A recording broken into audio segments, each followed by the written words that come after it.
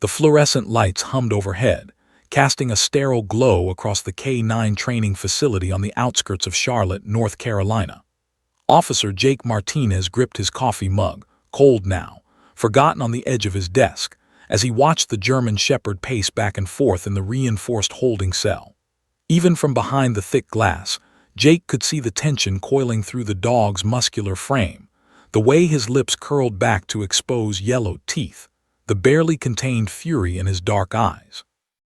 Rex, that was his name now, though Jake sometimes wondered if the dog remembered any life before the violence. The K-9 had arrived at the police department's K-9 unit exactly 8 months earlier, seized during a raid on a clandestine breeding operation in rural South Carolina. The conditions had been unconscionable, dozens of dogs crammed into rusted cages, many injured, all malnourished. Rex had been among the worst. When animal control officers had approached his cage, he'd attacked with such ferocity that 3 officers required medical attention.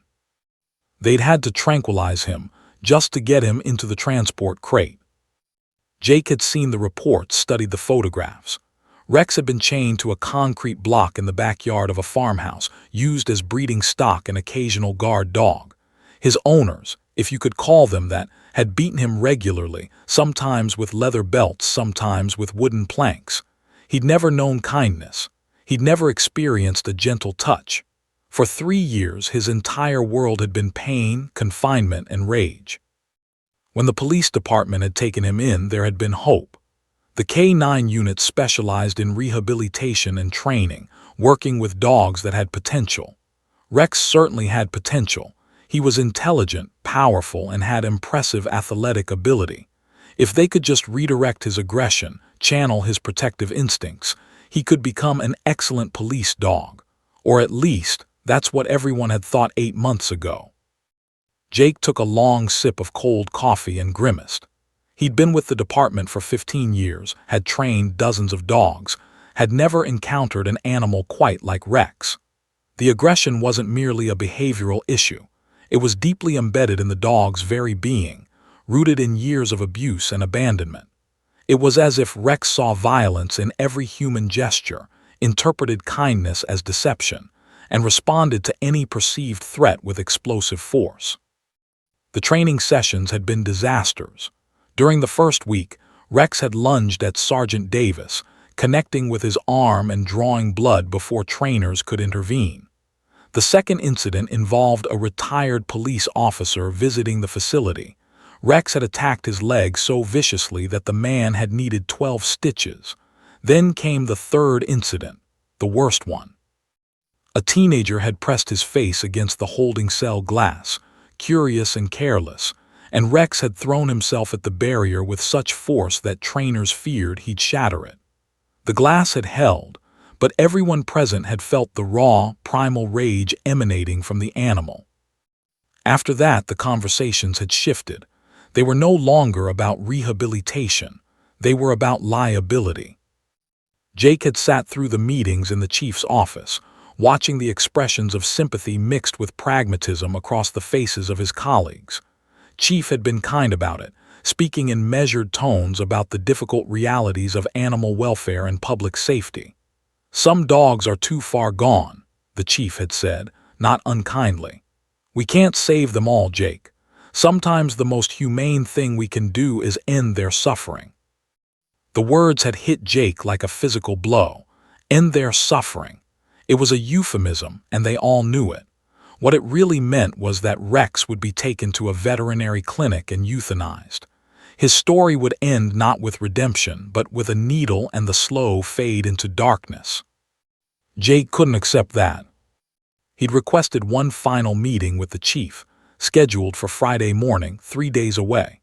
He'd spent every night that week researching, making phone calls, searching for alternatives. He'd found only one, the Riverside Animal Rehabilitation Center, a nonprofit sanctuary about 2 hours away that specialized in behavioral rehabilitation for severely traumatized animals. He'd read their testimonials, watched their videos, and felt something shift in his chest. They had successfully rehabilitated animals that other facilities had given up on. dogs that had been deemed dangerous, dogs that had been scheduled for euthanasia. They worked with compassion, they took time, they believed in second chances. On Friday morning, Jake had walked into Chief's office with a proposal. He'd brought printouts, case studies, success stories. He'd argued that Rex deserved one more opportunity, that the sanctuary's approach might achieve what traditional training could not. He'd made the emotional case alongside the practical one, the cost of rehabilitation versus the cost of liability, the potential for success versus the certainty of death. Chief had listened without interrupting, his weathered face revealing nothing. When Jake finished, the chief had leaned back in his chair and sighed deeply. 1 month, he'd finally said. Give this sanctuary 1 month. If there's no significant improvement, we close the chapter on this one. Deal. Jake had walked out of that office feeling lighter than he had in months. 1 month, 30 days. It wasn't much, but it was hope, and hope was more than Rex had yesterday. Now, 3 days later, Jake stood before the holding cell, watching his last chance pace and fume. He'd made the calls, arranged the transportation, and filled out all the necessary paperwork. Tomorrow morning at dawn, he would personally drive Rex to the Riverside Animal Rehabilitation Center. He would transfer this broken, angry, traumatized animal into the care of people he'd only spoken to on the phone, and he would have to trust that something miraculous might happen. As Jake watched, Rex suddenly stopped packing. The dog's head swiveled toward the glass, and for a moment their eyes met. Jake saw something flicker in those dark depths, not aggression, but something deeper, something that looked almost like despair. The dog pressed his face against the glass, and Jake instinctively moved closer. "I know you're scared," Jake whispered, his voice muffled by the barrier between them. "I know you don't trust anyone, but I haven't given up on you, buddy. Not yet." Rex's ears twitched at the sound of his voice. The dog didn't move away. For the first time in 8 months, there seemed to be a moment of recognition, of connection, however fleeting. Jake placed his hand against the glass, and surprisingly, Rex didn't growl. The dog's breathing slowed. His rigid posture softened just barely. It was the smallest gesture, barely noticeable to anyone who didn't know how to look, but to Jake, it felt like a lifeline. Tomorrow they would drive to Riverside. Tomorrow, Rex would meet Dr. Morales and experience an approach that might finally, just might, reach through the walls of trauma and fear that had trapped him for so long. It was a long shot. The odds were against them. But standing here in the fluorescent glow, watching the dangerous dog who everyone had written off, Jake allowed himself to believe in miracles. The morning mist clung to the highway as Officer Jake Martinez guided the unmarked police van toward the mountains of western North Carolina. Behind him, secured in a reinforced transport crate, Rex remained unnaturally quiet. Jake had expected constant aggression during the 3-hour drive, but instead, the dog seemed resigned, almost as if he understood that his fate was being decided by forces beyond his control. The silence was somehow worse than the snarling would have been. Jake's hands gripped the steering wheel as he navigated the winding roads leading away from the city. He hadn't slept well the previous night, plagued by doubts and second guesses. What if this was a mistake? What if he was transporting a dangerous animal to a facility that couldn't handle him? What if Dr. Morales took one look at Rex and refused to take him? The what-ifs spiraled endlessly, but Jake pushed them aside. He'd read everything there was to read about the Riverside Rehabilitation Center.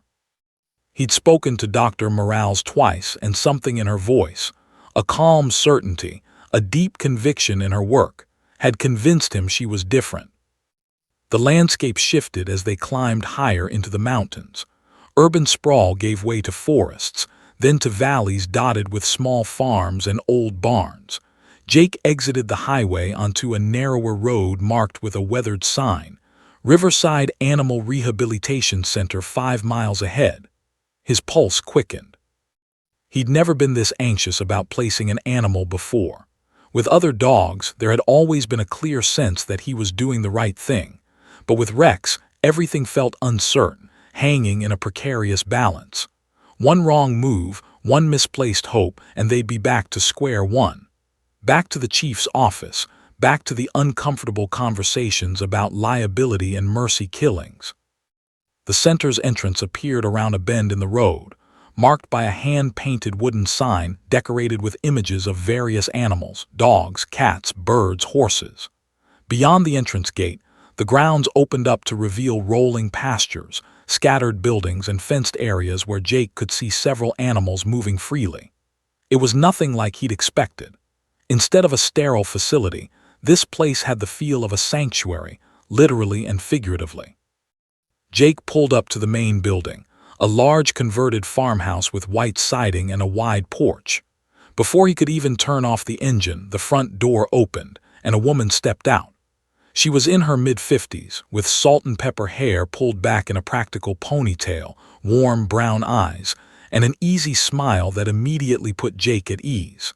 This had to be Dr. Morales. "Officer Martinez," she said, extending her hand as Jake stepped out of the van. "Welcome to Riverside. I've been looking forward to meeting you." Jake shook her hand, finding her grip firm and genuine. "Thank you for taking us on such short notice, Dr. Morales. I wasn't sure who else to call." "Please, it's—" she glanced toward the van. "And that must be Rex in there. Before we bring him out, I want to talk to you for a few minutes. Can we sit on the porch?" They settled into rocking chairs overlooking the property and offered Jake coffee. As he sipped the warm drink, she turned to him with an expression of genuine curiosity. "Tell me everything," she said. "Not just the official report, the human version.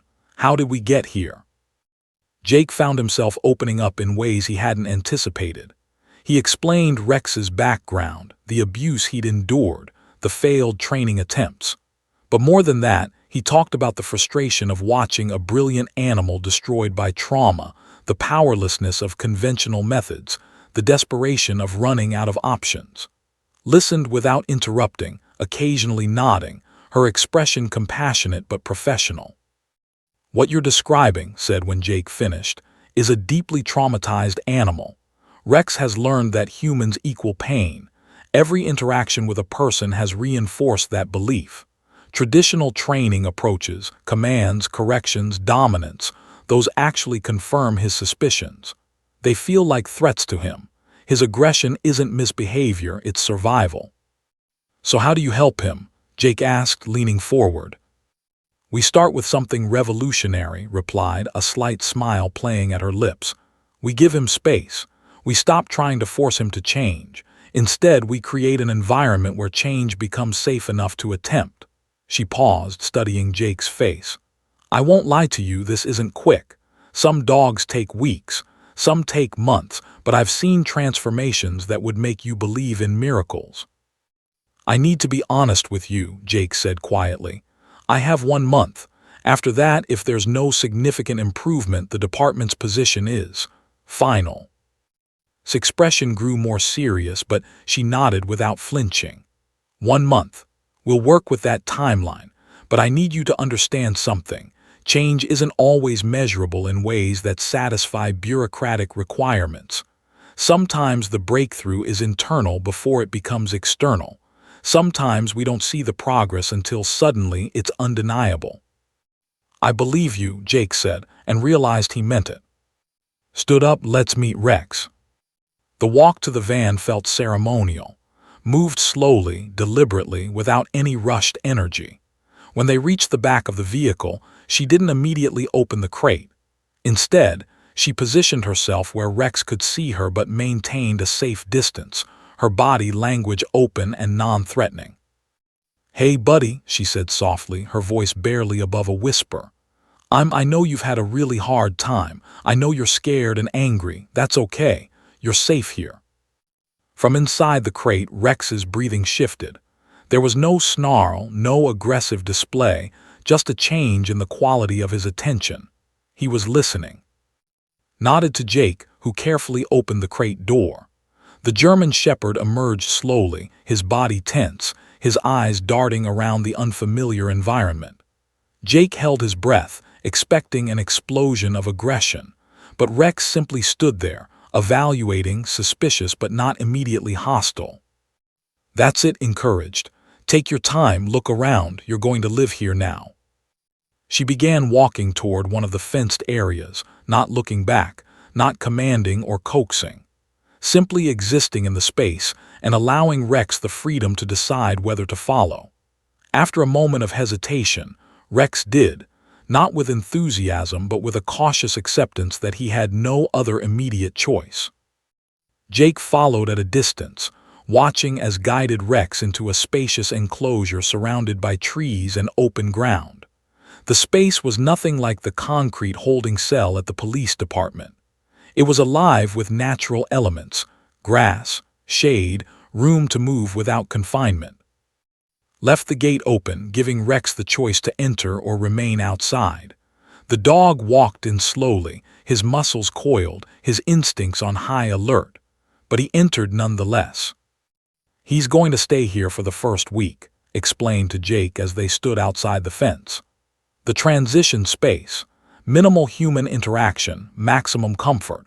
We'll observe his eating and sleeping patterns, learn his triggers, begin to establish basic trust." "And then?" Jake asked.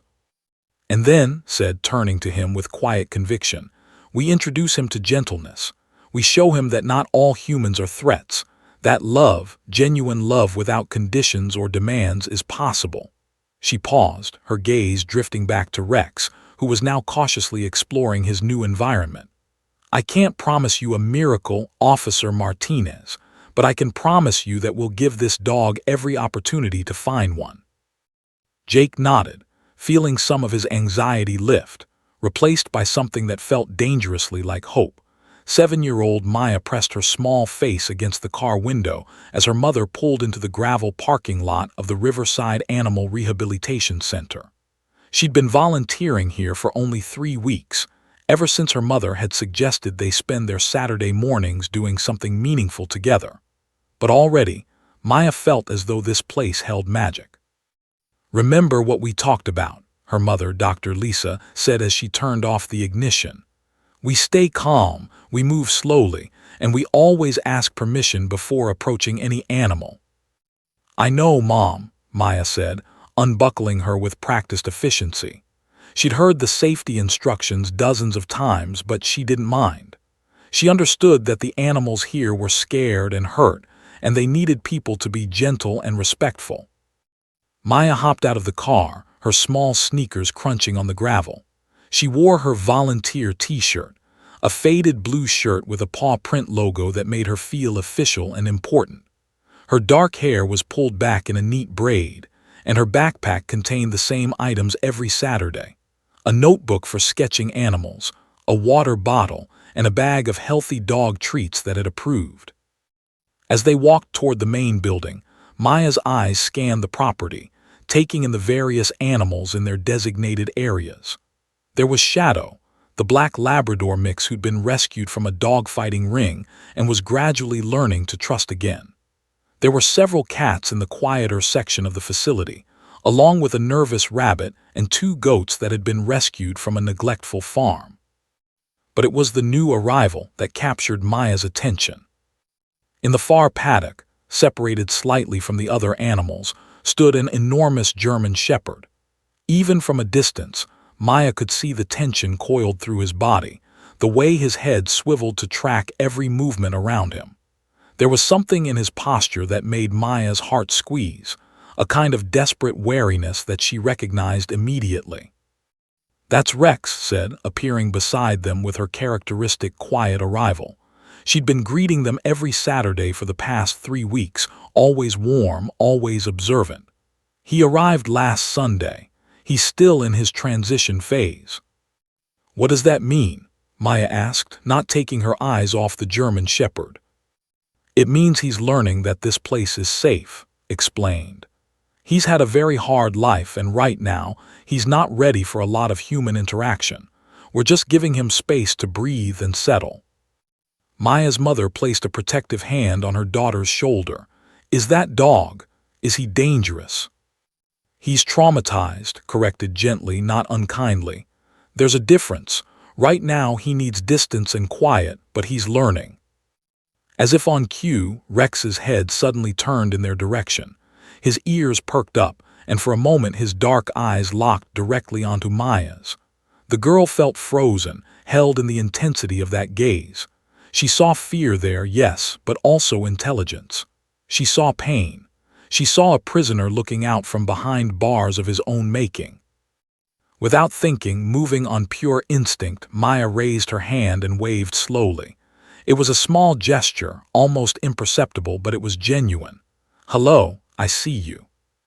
Rex's ears twitched. He didn't snarl or growl. He simply stared for a moment longer, then turned away and trotted to the far corner of his enclosure. "Don't take it personally," said with a soft smile. "He's just not ready yet." But Maya found herself thinking about Rex throughout the morning as she helped with the other animals. She sketched in her notebook during lunch, capturing the German Shepherd's powerful profile, the way his eyes seemed to hold untold stories. She asked questions about trauma and recovery, about how long it typically took for a dog to learn to trust again, about whether some animals were simply beyond help. His answers were thoughtful and honest. She didn't promise quick fixes or Hollywood endings. She talked about patience, consistency, and the slow, gradual process of showing an animal that not all humans were threats. She talked about meeting animals where they were emotionally, rather than demanding they meet humans on human terms. "Some people think you can command a traumatized animal into submission," said as they worked together to prepare food for the cats. "But that just reinforces their belief that humans are dangerous. What these animals need is proof, demonstrated over time, that kindness is real and consistent." That evening, after her mother had driven her home, Maya couldn't stop thinking about Rex. At dinner, she barely touched her food, her mind elsewhere. Her parents exchanged concerned glances, and her father asked if she was feeling okay. "I'm fine," Maya said quickly. "I'm just thinking about one of the dogs at the center. He's really sad and I want to help him." "That's very sweet, honey," her mother said, "but some animals need professional help. That's what Dr. Morales is trained for." "I know," Maya said, "but maybe he just needs a friend." The following Saturday, Maya arrived at the sanctuary with a specific mission. She'd brought peanut butter. Her mother had helped her pack it safely, and an old blanket from home that she no longer used. While her mother helped with the facility's administrative work, Maya positioned herself outside Rex's enclosure, about 15 feet away from the fence. She didn't approach the gate. She didn't call to the dog. She simply sat down on the blanket, opened her small lunch container, and began eating her sandwich with exaggerated casualness, as if she were completely alone. From his position under a large oak tree, Rex watched her. His body remained rigid, his expression cautious, but he watched. Maya continued eating, occasionally glancing in the dog's direction without making direct eye contact. She'd learned something intuitively that probably would have taught her, that intense eye contact could feel threatening. So instead, she practiced the art of peaceful coexistence. She was present but not demanding, there, but not intrusive. After about 20 minutes, she slowly, deliberately, broke off a small piece of her sandwich and set it on the blanket beside her. She didn't push it toward Rex. She didn't call to him. She simply left it there as an offering and continued eating her own food. The dog didn't move, not immediately, but something in his breathing changed. His nostrils flared slightly, catching the scent of the food. Maya spent the next hour simply existing in that space. She ate lunch. She sketched in her notebook. She hummed a soft song. She talked quietly about her school week, about her favorite books, about her dreams of becoming a veterinarian so she could help animals. She wasn't talking to Rex, or at least not directly, but her voice was gentle and the cadence was soothing. By the time her mother called her inside to help with afternoon tasks, Rex had moved closer to the fence. Not aggressively close, just closer. His ears pointed toward her voice. His body had relaxed infinitesimally. Observed all of this from a distance, watching with the trained eye of someone who understood behavioral patterns. When Maya came inside, pulled her aside. "What you did out there," said, kneeling down to Maya's eye level, "was exactly right. You gave Rex something very important." "What?" Maya asked. "Choice," said. "You didn't demand anything from him. You didn't force interaction. You just offered your presence and let him decide whether to accept it. That's the foundation of trust." Maya glowed at the praise, but more than that, she felt something deeper, a sense of purpose, a feeling that she'd connected with something important. She looked out the window at Rex, who was now resting under his tree, his breathing steady and calm. "Can I come back next Saturday?" she asked. "I think," said with a knowing smile, "that Rex is counting on it." 6 weeks had passed since Maya first sat outside Rex's enclosure. 6 weeks of Saturdays spent in quiet companionship, of incremental progress so subtle that most people wouldn't have noticed it. But noticed. Officer Martinez, who called every Tuesday for updates, noticed. And most importantly, Rex noticed. The changes had been gradual at first. The second week, Rex had ventured closer to the fence while Maya ate her lunch, close enough that she could see the muscles in his shoulders begin to relax. The third week, he'd eaten one of the treats she'd placed on the ground, tentatively, as if expecting it to be poisoned. The fourth week, she'd been brave enough to sit directly beside the fence, and Rex had lain down on his side of the barrier, his body no longer coiled like a spring. This 6th Saturday morning was unseasonably warm, and Maya arrived at the sanctuary with a light blue sundress and her usual backpack of supplies. Her mother had dropped her off early so that could have a full meeting with them about Rex's progress. Dr. Lisa sat in his office with coffee and printouts of behavioral charts, while Maya was supposed to spend the morning with Rex. But something felt different today. The air itself seemed charged with possibility. Maya made her way to Rex's enclosure with a peanut butter sandwich in her blanket, following the familiar ritual they'd established. But when she arrived, she found that it opened the internal gate that separated Rex's transition area from the larger sanctuary grounds. The dog was in the open now, with more space, more freedom. He stood near the fence line when he saw Maya, his entire body quivering with what she'd learned to recognize as anticipation rather than aggression. "Said you might be ready," Maya whispered, approaching slowly. "Are you?" Rex's ears swiveled toward her voice, and for the first time his tail moved, not a full wag but a tentative oscillation that meant something fundamental had shifted. Maya's breath caught in her chest.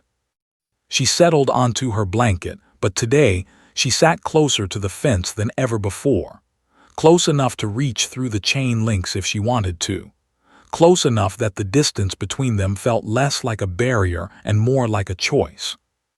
"I've been thinking about you all week," Maya said, opening her lunch container. The peanut butter sandwich had become their thing, her favorite food, which meant something to her and something that Rex had learned to associate with safety and comfort. "I had the best dream last night. We were running through the mountains together and you weren't scared anymore. You were just happy and free." Rex moved closer, close enough now that Maya could see the individual hairs on his face, the pink of his nose, the gradual fatting of scars that had marked his face when he'd first arrived. She could see his eyes clearly too, the intelligence there, the wariness that was slowly, almost imperceptibly, being replaced by something softer. Maya broke off a piece of her sandwich and held it loosely in her palm, extending her hand through the fence. This was new. They'd never done this before. All the treats she'd given him previously had been placed on the ground, maintaining a barrier between them. But today felt like a day for something bolder. Rex's nostrils flared, his body tensed. Every traumatized instinct in him was probably screaming to stay back, to avoid this moment of vulnerability. The dog took one step forward, then another. His breathing came in sharp, rapid bursts. Maya remained perfectly still. She didn't move her hand. She didn't make eye contact. She simply held the space, patient and unwavering. Rex came all the way to the fence, his massive head lowered toward her outstretched palm. Maya could feel his breath, warm against her skin. For a long moment, nothing happened. He didn't eat the treat. He didn't pull away. He simply held his nose inches from her hand as if he were testing whether this was real. Then, with infinite gentleness, Rex licked her palm.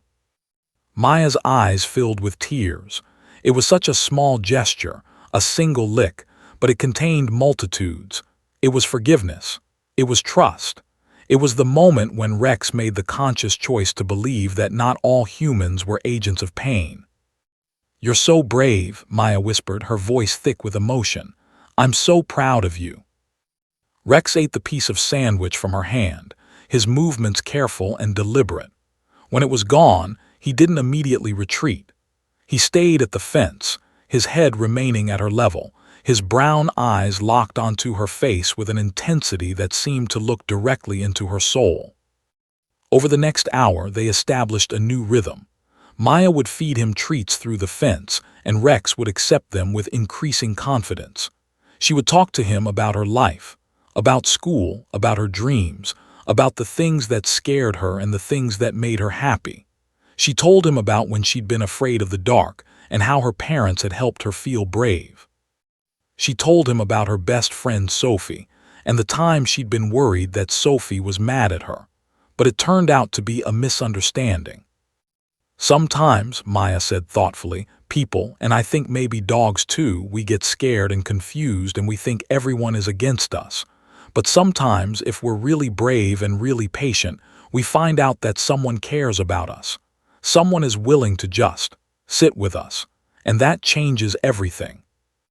Appeared at mid-morning, observing from a distance. She'd learned not to interfere in the sacred space that Maya and Rex had created. When she finally approached, she moved with her characteristic slowness, announcing her presence without startling anyone. "This is remarkable," said softly, standing beside Maya but not crowding her. "Look at his body language. Do you see how relaxed he is? How his ears are in a neutral position? How his breathing is calm?" "He's different today," Maya said, "like he made a decision." "He did," confirmed. "He decided to trust you. That's not a small thing, especially for a dog like Rex who has every reason not to trust anyone." "Can I?" Maya hesitated. "Can I ask you something?" "Of course." "In the beginning, when Rex first came here, Officer Martinez was scared that he would be put to sleep. Did you really believe you could help him?"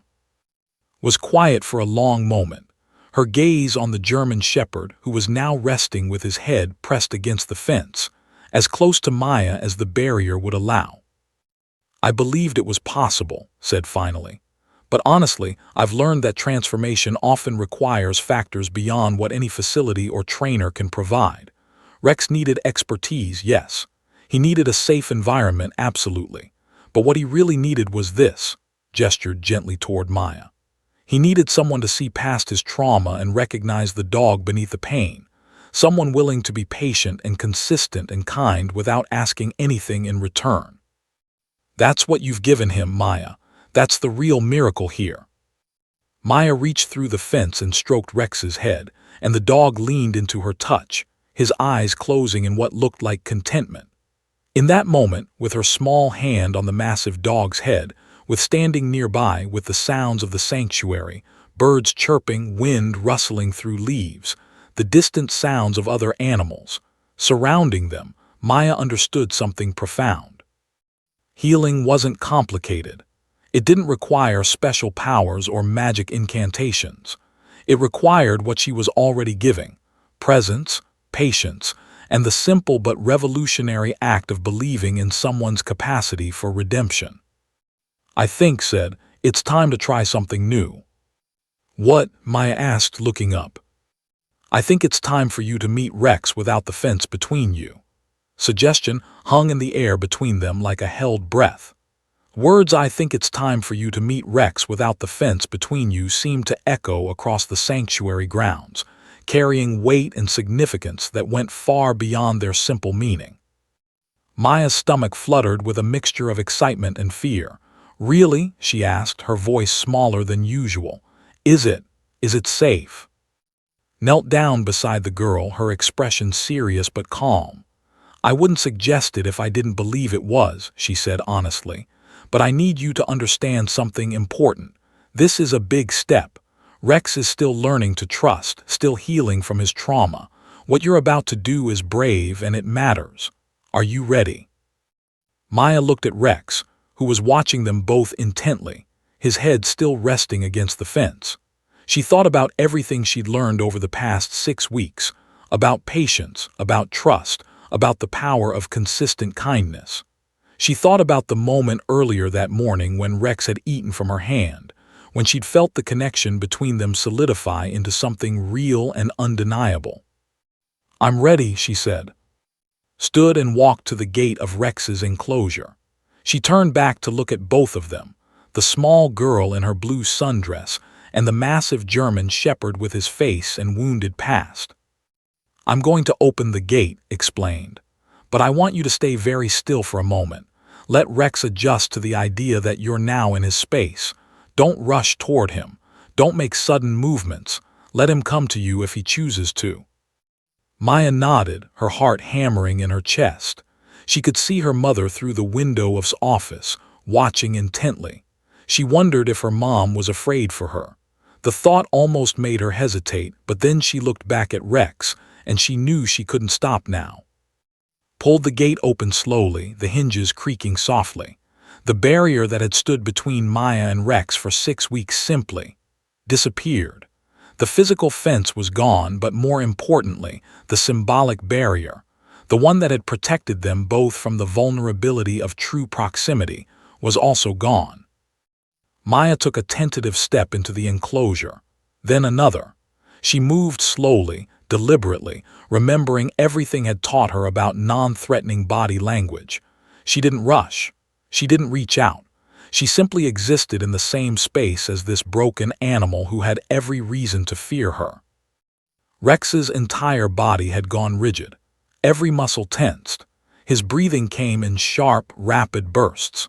For a moment, Maya wondered if she'd made a terrible mistake, if had misjudged the situation, if the trauma was too deep and the aggression would suddenly explode without warning. But then she saw something shift in the dog's eyes. Recognition. A war between fear and something else, something that looked almost like hope. Maya sank slowly to her knees, her movements fluid and non-threatening. She was still about 10 feet away from Rex, far enough that if he bolted or attacked, he'd have a moment to change course. But she didn't feel afraid. Somehow, over the past 6 weeks, she'd learned to read Rex's emotional landscape, and what she read now wasn't violence. It was uncertainty mixed with cautious anticipation. "It's okay," Maya whispered, keeping her voice soft and steady. "You can do this. I know you're scared. I know you don't know if you can trust this, but you can. I promise you, Rex, you can trust me." The dog took one tentative step forward. His body remained coiled, his every muscle ready to react, but he was moving toward her rather than away. It was the most important step he could have taken. Maya remained perfectly still, allowing Rex to set the pace. She didn't extend her hand. She didn't make eye contact. She simply existed in a posture of openness and acceptance, her small frame kneeling in the grass, her entire being radiating the message, "You are safe. You are worthy. I believe in you." Another step, then another. Rex was moving closer now, his massive frame looming larger as he approached. Maya could hear his breathing, shallow and measured from where she stood at the gate. She could sense her mother's presence at the window, probably holding her breath. But all of Maya's attention was focused on the dog in front of her, on reading his micro-expressions, on maintaining the sacred calm that existed between them, on honoring the enormity of what was about to happen. Rex stopped about 2 feet away from her, his head lowered. His breathing was still rapid, still anxious, but there was something else in it now: curiosity, need, the desperate desire to believe that something different was possible. "You're the bravest dog I've ever met," Maya said, and she meant it with every fiber of her being. "And I'm not going anywhere. You're not alone anymore." Rex took the final step. His massive head moved toward her, and without thinking, moving on pure instinct and absolute trust in the bond they'd built, Maya leaned forward and wrapped her arms around his neck. The dog trembled, a full-body shake that started at his shoulders and rippled down his entire spine. For a moment, Maya wasn't sure if it was fear or something else. She held him, pressing her small frame against his muscular body, and whispered words of comfort against his fur. "You're safe, you're home, you're loved, you're safe." And then something miraculous happened. Rex's trembling shifted. His rigid posture softened. His massive head turned and his tongue came out, licking at the tears that were streaming down Maya's face. The dog made a sound, not a growl, not a bark, but a low whine of recognition and release. They stayed like that for several minutes, girl and dog, human and animal, two broken souls finding wholeness in each other's presence. Maya cried tears of joy, tears of relief, tears of the profound understanding that she was witnessing something sacred. Rex's breathing gradually slowed, became deeper, more regulated. His body, so tense for so long, began to relax against her. Watched from the gate, her own eyes glistening. She'd seen many transformations during her years at the sanctuary, but this was different. This wasn't just rehabilitation. This was something more fundamental. It was a complete rewiring of how Rex experienced the world, achieved not through commands or corrections or behavioral protocols, but through the pure, unadulterated power of a child's unconditional love. When Maya finally pulled back to look at Rex, his eyes were different. The constant wariness was still there. It would take time for that to fade completely, but it was now tempered by something else. Trust, connection, the dawning realization that the world might contain more than pain. "I told you," said softly, stepping into the enclosure. "Sometimes all a broken soul needs is someone willing to see their potential and love them through their pain." Maya looked up at her, then back at Rex, then toward the window where her mother was still watching. She felt the weight of the moment, the significance of what had just transpired. This wasn't just about a girl and a dog. This was about redemption. This was about second chances. This was about the transformative power of believing in someone when everyone else had given up. "He's going to be okay," Maya said with absolute certainty. "Rex is going to be okay." Smiled, and there was something almost mystical in her expression. "I think," she said quietly, "you just saved each other's lives. Retry a 3 months." That was how long it took for Rex to transform from a dangerous liability into something entirely unexpected, not a traditional police dog, but something far more valuable. Officer Jake Martinez sat in his office on a humid Tuesday afternoon in late September, holding a thick folder containing behavioral reports, progress notes, and video documentation of Rex's journey. "I don't know what to say," Jake admitted, flipping through the pages. Each entry represented incremental progress, moments of breakthrough, days when Rex had moved another step closer to reclaiming his life. "I came here a desperate man with a dog everyone had written off. I'm leaving with proof that miracles are real." Smiled, leaning back in her chair. "Rex did the work," she said. "Yes, we provided the structure and the environment. Yes, Maya provided the emotional breakthrough. But Rex, he made the choice every single day to believe that change was possible. That takes courage most humans never have to demonstrate." The transformation had been remarkable. After that first day in the enclosure with Maya, something had fundamentally shifted in Rex's neurological response to human interaction. The constant hypervigilance had gradually faded. The aggressive posturing had disappeared. The dog who had once lunged at handlers now accepted gentle handling, tolerated grooming, and even seemed to enjoy leisurely walks around the sanctuary grounds. But the real change had come when Maya had started bringing her friends. "I want everyone to meet Rex," the 7-year-old had insisted during one Saturday visit. "I want them to know that he's not dangerous, he's just hurt, and he's getting better." Had been cautious but ultimately agreed. She'd carefully selected a few of Maya's classmates to visit, children who were calm and respectful, who could follow instructions about body language and personal space.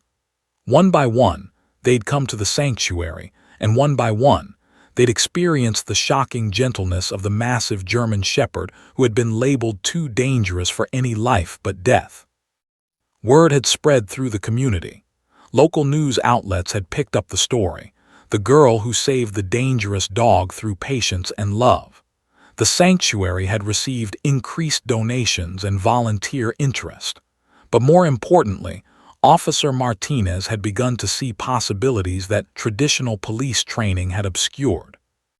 During one of his Tuesday check-in calls with Jake had posed a question that changed everything. What if Rex isn't meant to be a patrol dog? What if he's meant for something else? And Jake had talked for nearly 2 hours that day, discussing Rex's temperament, his natural inclinations, his demonstrated capacity for patience and gentleness. By the end of the conversation, they'd reached a revolutionary conclusion. Rex should become the police department's community liaison officer. It was unconventional. The police department didn't have a position like that. But Jake had pitched the idea to Chief with compelling logic. A police dog that could interact with children, that could help demystify law enforcement, that could serve as an ambassador for positive community relations. That was an asset in ways that a traditional patrol dog could never be. To everyone's surprise, Chief had approved it. The first community visit had taken place just 2 weeks ago. Maya had insisted on coming along and had arranged for her to be present at the elementary school assembly where Rex would make his public debut. The gymnasium had been filled with nearly 200 students, their voices echoing off the walls, their energy chaotic and unpredictable, the exact kind of environment that would have triggered aggressive responses from the old Rex. But Rex had simply sat calmly beside Officer Martinez, his massive body relaxed, his eyes scanning the crowd with interest rather than fear. When the students had been called forward one by one to pet him under supervision, the dog had accepted each touch with patient dignity. He'd allowed children to hug him, to scratch behind his ears, to whisper secrets into his fur. Maya had stood off to the side, tears streaming down her face, watching the dog she'd healed bringing joy to hundreds of people who had no idea what he'd overcome. "He's like a different animal," one of the school teachers had commented to Officer Martinez afterward. "When I heard a police dog was coming, I was nervous. I thought it would be aggressive, intimidating, but he's wonderful, he's gentle, he's almost therapeutic." "That's exactly what he is," Martinez had replied, watching as Maya ran to Rex and threw her arms around his neck, the dog leaning into the embrace with obvious affection. The second community visit had been at the Children's Hospital. A therapeutic program director had contacted the police department after hearing about Rex, asking if the dog might visit pediatric patients. Officer Martinez had been hesitant. Hospitals could be stressful, loud, filled with unfamiliar equipment and medical procedures. Would Rex handle it? He'd handled it beautifully. Rex had moved from room to room, allowing sick children to pet him, seeming to understand intuitively which patients needed calm presence and which needed playful interaction. One little boy with leukemia had buried his face in Rex's fur for 20 minutes, not saying anything, just breathing, and Rex had remained perfectly still, offering wordless comfort. The hospital director had cried. "We've had therapy dogs before," she told Martinez, "but I've never seen an animal respond to emotional need the way this dog does. It's like he's been through something similar, like he understands suffering." Now, sitting in his office, Jake felt the weight of that truth. Rex understood suffering because he'd lived it. He understood trauma because he'd survived it. He understood the need for patience and gentleness because his entire journey had been built on those foundations. "I want you to know something," said, interrupting Jake's thoughts. "When you brought Rex here 3 months ago, I saw a desperate officer trying to save a dog everyone else had given up on. I believed I could help him medically but I didn't know what would happen. And then Maya arrived and everything changed." She's extraordinary, Jake agreed. She is, said, but so is Rex, and so are you for refusing to accept the conventional wisdom that some broken things can't be fixed. Officer Martinez left the sanctuary that afternoon with the official clearance for Rex to enter active duty, not as a patrol dog, but as a community relations officer. The formal paperwork was straightforward, but the emotional weight was immense. Rex had gone from condemned to celebrated, from dangerous liability to valuable asset. That Saturday, when Maya came to the sanctuary for her regular volunteer shift, had a surprise waiting. I have something to tell you, said, kneeling down to Maya's level. Officer Martinez wants to know if you'd like to make visits with Rex official. You could be his handler during community events. You go to schools and hospitals and community centers, and you and Rex would help people understand that even the most traumatized animals can heal. Maya's face had transformed with joy. Really, Rex and I could work together. Really, confirmed. But only if you want to. This would be a big responsibility. I want to, Maya said immediately. I want to help Rex help other people. And so it was decided. Officer Martinez had made arrangements with Maya's parents, who were overwhelmed by their daughter's dedication and the clarity of her purpose. At just 7 years old, Maya had become the youngest official volunteer of the police department's community relations program. Jake drove away from the sanctuary that afternoon, watching Maya and Rex in his mirror. The girl was walking beside the massive dog, her small hand resting on his head, both of them moving with a synchronicity that suggested they shared more than just a bond. They shared an understanding. They'd both been broken in different ways, and they'd found each other in the wreckage and healed each other back into wholeness. This, Jake thought, was what redemption looked like. Not a quick fix or a simple solution, but a transformation born from patience, consistency, and the revolutionary belief that love could heal even the deepest wounds. Rex had found his purpose, and in doing so, he'd helped Maya find hers. Retry the video had been uploaded to social media on a random Tuesday morning. Nothing particularly special about it, just 45 seconds of footage from the elementary school assembly. But something about it captured the collective consciousness of the internet in a way that transcended the usual viral cycle. The clip showed Maya, small and determined, walking beside Rex as Officer Martinez spoke to the gymnasium full of children. What made it extraordinary was the moment when a kindergartner broke from the line and rushed toward the dog, crying. Overwhelmed by emotion or fear, it wasn't entirely clear. Most dogs would have recoiled or reacted defensively. But Rex had simply lowered himself to the ground, allowing the child to collapse against his body, offering comfort without condition.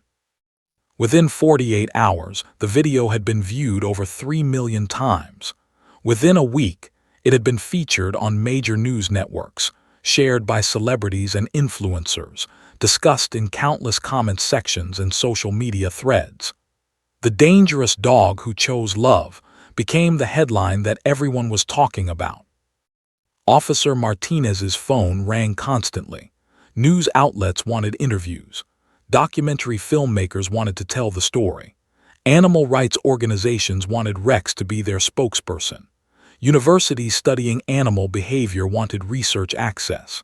The small sanctuary in North Carolina had suddenly become the center of a national conversation about trauma, redemption, and the transformative power of compassion. Found herself doing interviews with major television networks, explaining her philosophy of trauma-informed animal rehabilitation to audiences who'd never heard of such approaches. She talked about how traditional training methods, based on dominance and correction, could actually reinforce traumatized animals' belief that humans were threats. She discussed how long-term healing required something more fundamental, an approach rooted in psychology, neuroscience, and the understanding that trauma rewired how brains process safety and threat. Rex didn't need a firmer hand, explained during an interview with a national news anchor. He needed someone willing to sit with his pain without trying to force him to move past it. He needed consistency, patience, and most importantly, he needed proof, demonstrated over time, that not all humans were agents of his trauma. The interviewer leaned forward. But wasn't that risky? Couldn't he have become dangerous?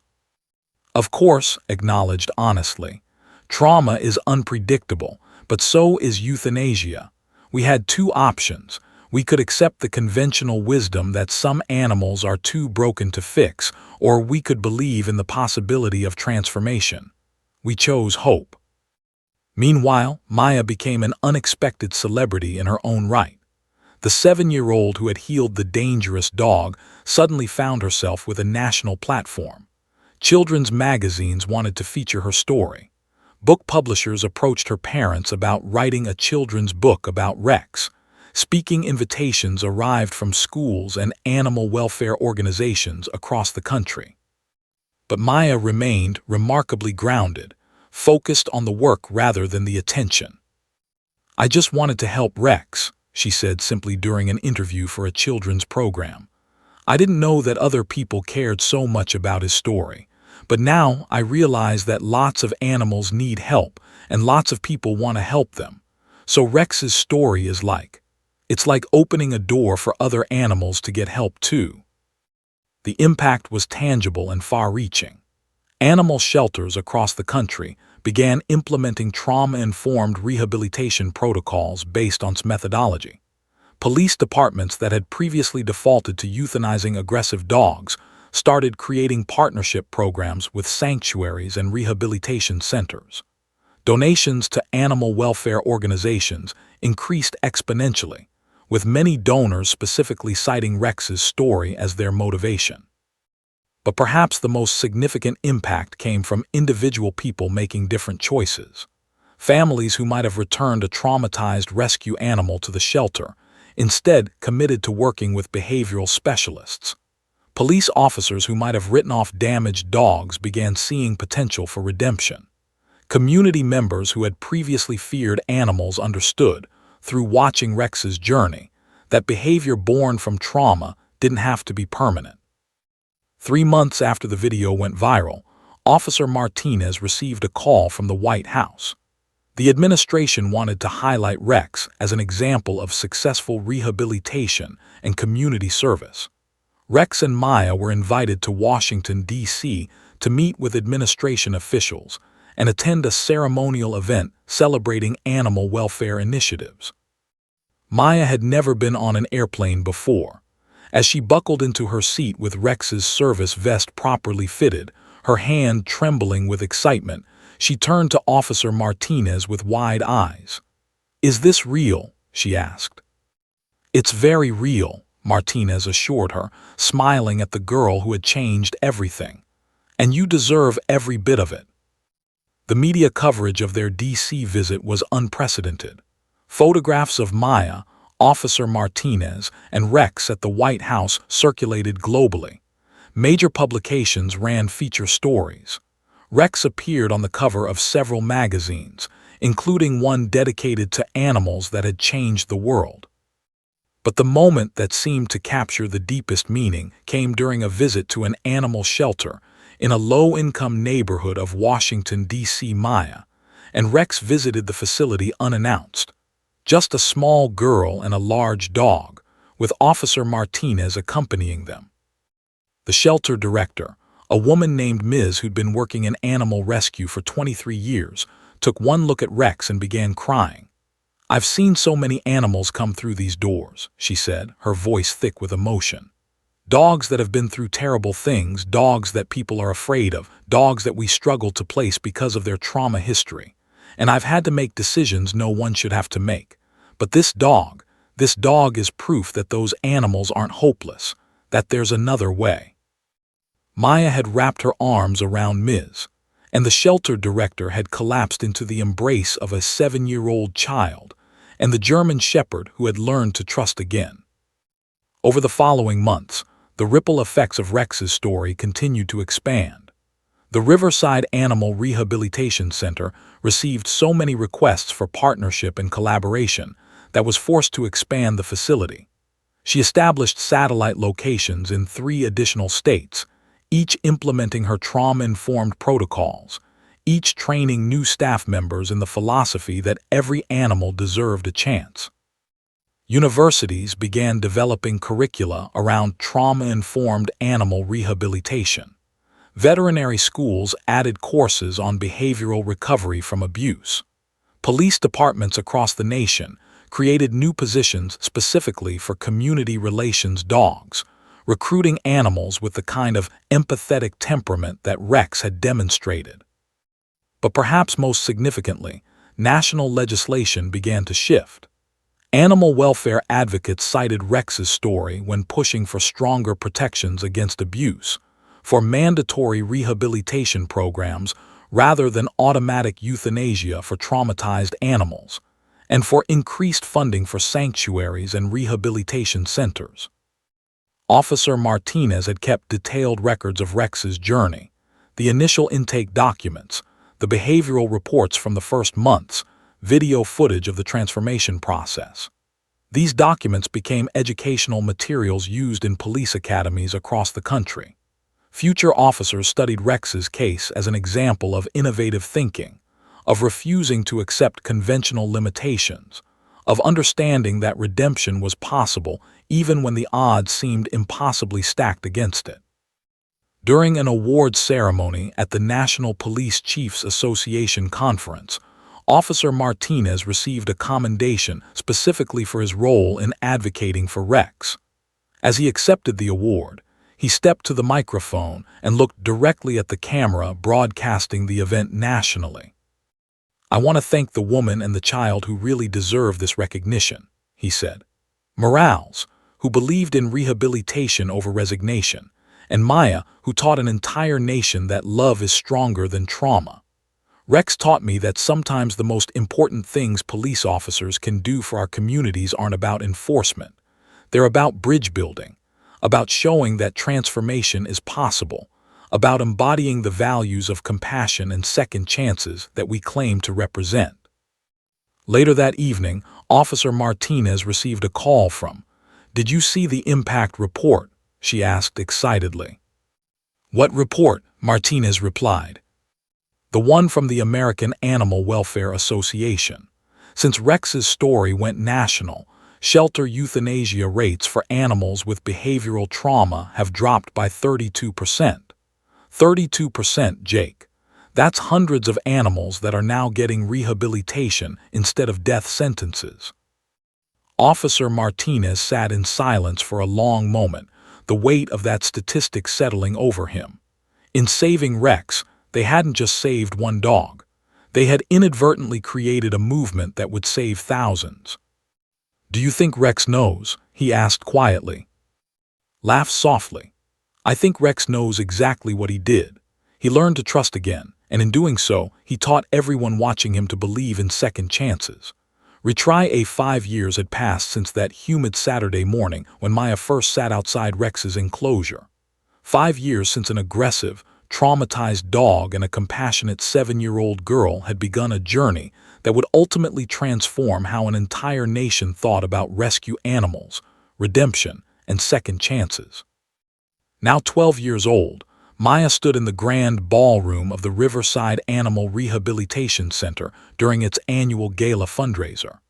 The sanctuary had expanded from a single property to a network of 5 facilities across the Southeast, each one dedicated to the trauma-informed rehabilitation protocols that had pioneered with Rex. The walls of the ballroom were decorated with photographs documenting the center's evolution, images of rescued animals, before and after transformations, and most prominently, countless pictures of Maya and Rex over the years. The 12-year-old wore a simple dark blue dress, her long black hair no longer in the practical braids of her childhood but styled in a more mature way. Yet her expression remained unchanged, thoughtful, serious, deeply present. She stood at a podium before an audience of 300 people, donors, animal welfare advocates, government officials, celebrities who'd become passionate about the cause, and countless individuals whose lives had been touched by the movement that Rex and Maya had inadvertently started. "When I was 7 years old," Maya began, her voice steady and clear, "I didn't understand why adults had given up on Rex. To me, it seemed simple. He was hurt, and he needed someone to care about him. He needed patience and kindness and someone willing to believe in him when everyone else had stopped believing." The audience hung on every word. They'd followed this story for 5 years, seen the viral videos, read the news articles, watched the documentary that had aired on major networks. But hearing Maya speak about it directly, hearing the girl who had saved a dog's life reflect on what that experience had taught her, held a power that no media coverage could replicate. "I learned something that changed how I see the world," Maya continued. "I learned that healing isn't fast. It isn't convenient. It requires showing up again and again, with patience and gentleness and the belief that change is possible even when the evidence suggests otherwise. And I learned that this principle applies not just to dogs, but to people, to communities, to systems that have been broken for a long time." Behind her stood with tears streaming down her face. She'd watched Maya grow from a curious 7-year-old into a thoughtful young advocate for animal welfare. The girl had become the center's official youth director, working with rescued animals and training volunteers in trauma-informed care. But more than that, Maya had become a voice for a generation that believed in compassion, in second chances, and in the radical possibility that redemption was always available to those willing to pursue it. After Maya's speech, the audience rose to their feet in a standing ovation that lasted nearly 5 minutes. And then Officer Martinez stepped forward with Rex. Now 11 years old, the German Shepherd was gray around the muzzle, his movements slower than they'd once been, his body bearing the gentle signs of age. But his eyes were the same, warm, intelligent, filled with a quiet dignity that spoke of a life well lived. He wore a special ceremonial collar adorned with medals and commendations, tangible recognition of the impact he'd had on thousands of lives. The audience gasped as Rex walked into the ballroom, not out of fear, but out of recognition. This was the dog everyone had come to honor, the animal whose refusal to remain broken had broken open the hearts of an entire nation. Officer Martinez guided Rex to Maya, and the girl bent down, wrapping her arms around the dog's neck just as she had that day 5 years ago in his office. But this embrace held different meaning now. This was not about saving a dog. This was about celebrating a transformation that had already been completed, about honoring the bond that had endured and deepened through the years. "Good boy," Maya whispered into Rex's fur. "You did so good, buddy. You changed everything." The evening's program included the announcement of the Rex and Maya Memorial Fund for trauma-informed animal rehabilitation. With an initial endowment of $2 million, the fund would support new rehabilitation centers, train specialists in trauma recovery, and ensure that animals like Rex would never again be automatically condemned to death simply because their trauma had manifested as aggression. Major universities announced new scholarship programs for students studying animal behavioral psychology and trauma recovery. The American Veterinary Medical Association revealed that they were making trauma-informed care a mandatory component of all veterinary school curricula. Police departments across the nation shared statistics showing that since implementing Rex's rehabilitation model, K9 unit effectiveness had actually increased, while aggression incidents had dramatically decreased. But perhaps the most moving announcement came from the Department of Justice. A new federal initiative, called the Second Chances Program, would allocate $50 million annually to animal rescue and rehabilitation organizations that implemented evidence-based trauma recovery protocols. The program's logo featured Rex's profile, the German Shepherd who had become a symbol of redemption. After the formal program concluded, guests mingled with Maya, Officer Martinez, and Rex. A woman in her 60s approached them, tears streaming down her face. "I wanted you to know," she said to Maya, That because of Rex's story, I adopted a traumatized dog 3 years ago. Everyone told me I was crazy. They said the dog was too damaged, too aggressive, too unpredictable. But I remembered your story and I decided to try. That dog is now my best friend. She's changed my life as much as I've hopefully changed hers. Similar stories came throughout the evening. A police officer who had learned trauma-informed training methods and completely transformed his department's approach to K-9 rehabilitation. A teenager who had started a nonprofit specifically to rescue and rehabilitate abused animals, inspired by Maya's example. A shelter director who had eliminated euthanasia protocols for behavioral issues in favor of rehabilitation, resulting in the placement of hundreds of previously condemned animals. Each story represented a ripple in the pool that Rex and Maya had created when they first decided that love was worth the risk. Late in the evening, as the crowd began to thin, found a quiet moment with Maya and Officer Martinez. The three of them sat on the center's back porch, looking out over the sanctuary grounds where the transformation had begun 5 years ago. "I've been thinking about the impact report," said softly. "Do you know the current number?" "Which one?" Martinez asked. "The number of animals that have been saved because of what happened here. Direct placements through facilities using our protocols, over 15,000. Legislation changes resulting in reduced euthanasia rates, approximately 200,000 animals. Shifts in public perception toward rescue animals, immeasurable." Maya was quiet for a long moment, processing the magnitude of those numbers. Then she looked at Rex, who rested his head on her lap and smiled. "It's because people are good," she said simply. "When people see the truth, that animals aren't their trauma, that people aren't their mistakes, that redemption is possible, they want to believe in it. Rex showed them it was possible. He proved it with his own life." Officer Martinez placed a hand on Maya's shoulder. "You know what I think," he said. "I think Rex came into this world to teach us something we'd forgotten, that nobody is beyond saving, that patience and love are more powerful than fear and aggression, that the most dangerous dog can become the gentlest teacher if someone is willing to believe in him." As the night deepened, the three of them, girl, man, and dog, sat together in comfortable silence, watching the stars emerge over the sanctuary. Inside, the gala continued, but out here, there was something more sacred. The quiet acknowledgement of what had been accomplished, not through grand gestures or revolutionary systems, but through the simple, radical act of one child choosing to sit with a broken animal and believing day after day that redemption was possible. 5 years later, when Officer Martinez retired from the police department, he wrote a book titled The Language of Love: How One Dog and One Child Taught America to Believe in Second Chances. It became a bestseller, taught in schools across the country, and was adapted into a feature film that brought the story to audiences who hadn't followed the viral journey.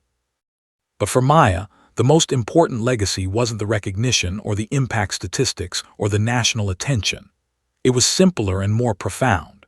It was the understanding that she'd had at age 7 and had never lost, that love could heal even the deepest wounds, that patience could transform the most traumatized souls, and that sometimes, the most important thing a person could do was simply show up, day after day, with an open heart and the belief that redemption was always possible. And it was the bond she shared with Rex, a bond that had started in fear and loneliness but had grown into something unbreakable, a testament to the transformative power of compassion. As Rex entered his senior years, Maya remained by his side, the girl and the dog who had changed everything, living proof that second chances were real, and that sometimes all a broken soul needed was someone willing to believe in their redemption. The story of Rex and Maya became more than just one dog's journey from dangerous liability to beloved ambassador. It became a philosophy, a movement, a fundamental shift in how society viewed trauma, redemption, and the infinite capacity for transformation that exists within every living being, human and animal alike.